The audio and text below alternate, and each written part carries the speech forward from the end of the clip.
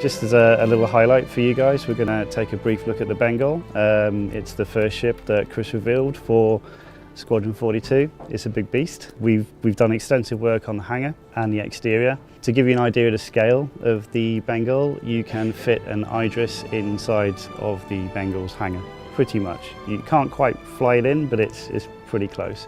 So it's a huge undertaking. It requires a lot of investigation into different lighting techniques, different construction techniques, different meshing techniques. Essentially, it's just one big bowl of soup that we need to work out how we're going to first of all fit it in memory, make it render and make it fly. So it's never been done before in any game, and that's the challenge that we're approaching here. So in total in the Bengal, and this isn't just a hangar, we've got a total of 7 artists working on the Bengal at the moment. They kicked off about, beginning of the year. Before that, we were kind of R&Ding how we're going to approach it efficiently. We got Jay, who's been heading up the hangar process for us.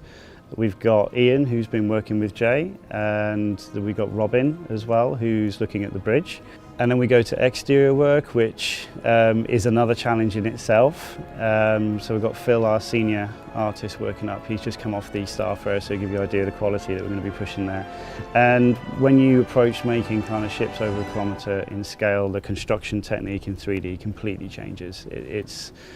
We can model everything up to a certain extent, but then you have to start relying on kind of clever shader techniques to get that sense of scale on massive volumes and make the overall aesthetic of the ship work with those construction techniques.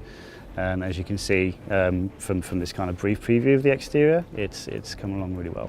All the guys are up for the challenge. When we started on it, it was just a lot of scratching heads, a lot of, oh my God, what are we going to do? I mean, the exterior alone has like 90 turrets and missile launchers, something along that off the top of my head. There's huge turrets. One of the turrets on the exterior is the size, it's slightly smaller than an Idris, basically. You put a Gladius next to it, it just dwarfs it with this cannon. It's brilliant. But then we've got all the other kind of components on the exterior, which add up to a significant amount of data to push around at one time. So you have to be very kind of careful how you construct that. When you start to see other ships within the environment and characters walking around in that environment, you get a full sense of scale. As I mentioned, it's massive. This comes with its own set of challenges for kind of how much kind of geometry we can render. In this case, the scale of probably 3 or 4 battlefield maps and floating it around and everything's functional. You can walk it around in space. That's never been done before. We're up for the challenge. We're doing it.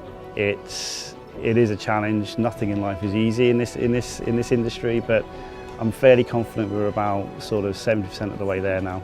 Once all that kind of underlying tech comes on board, it will work. As you can see, it's looking beautiful. So, yeah, that's the challenge that we've got for the next, should we say, 3 months. I'd estimate it'll be done. Yeah.